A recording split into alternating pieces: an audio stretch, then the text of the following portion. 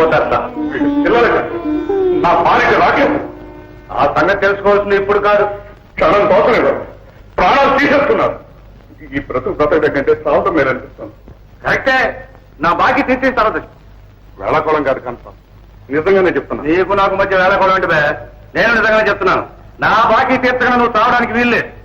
అంటే నీ ఉద్దేశం నీ బాకీ నేను ఎగ్గొట్టాలనుకుంటున్నానే? నువ్వు అనుకున్నా నేను అనుకోవద్దు. కాబులోడి బాకీ అంటే కాటి దాకా వస్తాడు వెచ్చం. అలాంటి ఉద్దేశం నాకు ఎప్పుడూ లేదు. కొద్ది రోజుల తేడాతో నీ బాకీ మొత్తం పడేస్తాను. పారేస్తావు గడ్డి. ఇలాగే రోజు ఆఫీస్కి నాగా పెడతా ఉండు, ఉన్న ఉద్యోగం కాస్త ఊరది గవర్లు పారేస్తారు.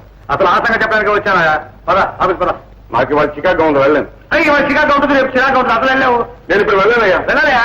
వెళ్ళకపోతే నా వడ్డీ పెరిగిపోతుంది, నీ బాకీలో ఉండిపోతుంది. అబ్బా బాకీ బాకీ బాకీ ప్రాణం తీసుకున్నావు. నా కర్మ కాదు.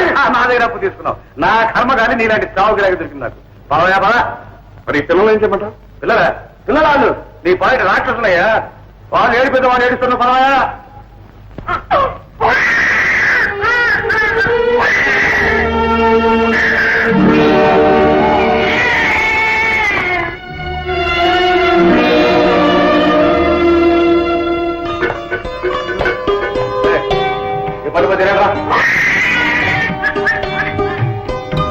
రాము తీసుకొని ఆ గుడ్లో కొలుస్తురా.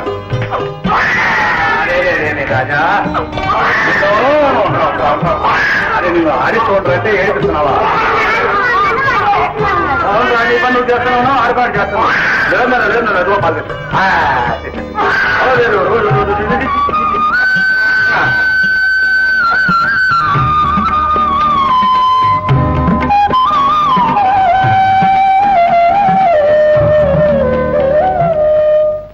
మీరు ప్రైవేట్ అయిపోయినట్టు వచ్చేస్తుంది.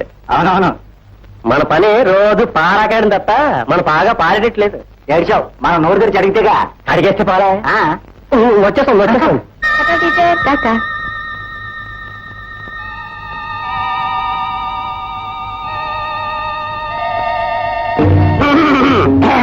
స్కూల్ మానేసావటగా? ఏ ప్రైవేట్లు సుఖంగా ఉన్నాయి, స్కూల్ ఎందుకు? ప్రైవేట్లు రాత్రి పగలు కూడా ఉన్నాయా? ఇప్పుడంటే నీకెందుకురా? నీకు ఎప్పుడు కావాలి అడుగు. పగలంతో రాత్రంతో జరిగితే అదిగా మా వాడు చెప్పేవాడు లేక చాలా ఇబ్బంది పడిపోతున్నాడు. నీకు వీలు చూసుకుని కాస్త ప్రైవేట్ కి రాకూడదు. రాత్రి అయినా సరే పగలైనా సరే నీ ఇష్టం.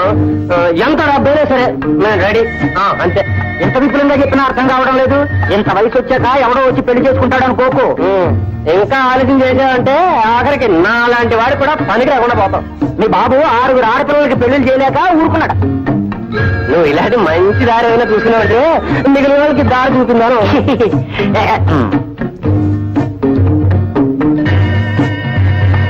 ఏమిట్రా ఇందా నుంచి ప్రతిపాలుతున్నారు? ఓకే కదా? నా చెంప చెల్లి మనకిస్తే నీ సంగతి నేను చూసుకుంటాను.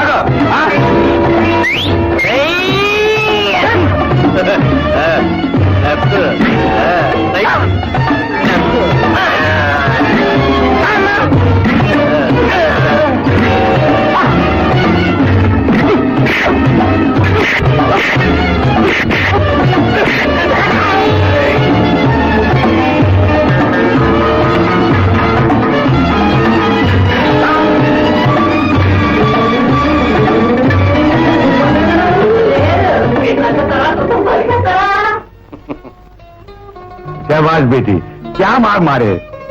Thank you.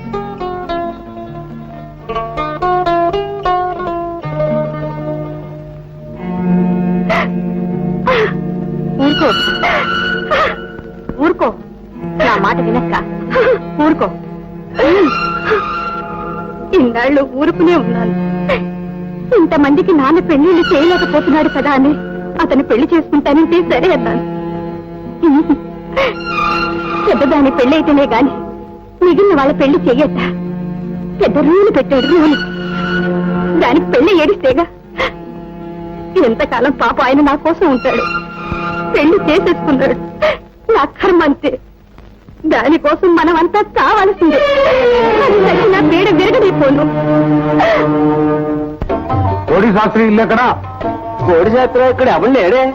లేడా? ఇక్కడే ఉన్నాను. బొమ్మ కూడా గీసి ఇచ్చాడే చింతగాడు.